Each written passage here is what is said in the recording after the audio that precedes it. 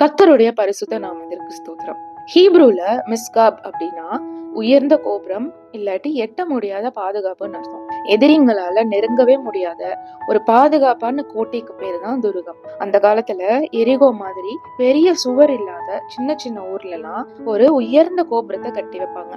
அது வெறும் watch tower மட்டும் கிடையாது. அந்த இடத்துலதான் சாப்பாடு, தண்ணி, துணிமணின்னு உயிர் வாழ்றதுக்கு தேவையான எல்லாத்தையும் சேர்த்து வச்சிருப்பாங்க. போர் இல்லாட்டி வெள்ளம் வரும்போது அந்த ஊர் மக்கள் எல்லாரும் அந்த கோபுரத்துக்குள்ள ஓடி போய் கதவை சாத்திட்டு உச்சிக்கு போயிருவாங்க.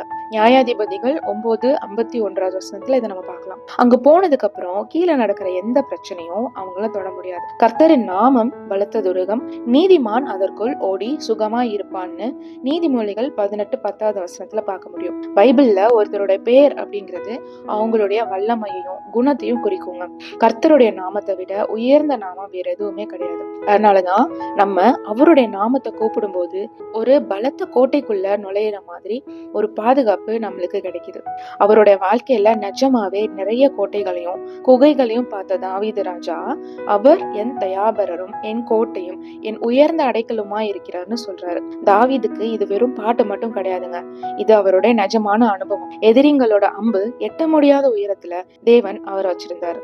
நீங்களும் இன்னைக்கு ஏதோ ஒரு பிரச்சனையில இருந்தீங்கன்னா யெகோவா மிஸ்காபோட நாமத்தை கூப்பிடுங்க. அவர் உங்களை எல்லா பிரச்சனைக்கும் விலக்கி அவருடைய நாமம் அப்படிங்கிற பலத்த கோட்டைக்குள்ள வச்சு உங்களை பாதுகாப்பார். ஆமேன். உயர்ந்த அடைக்கலம் நீரே, என் கோட்டை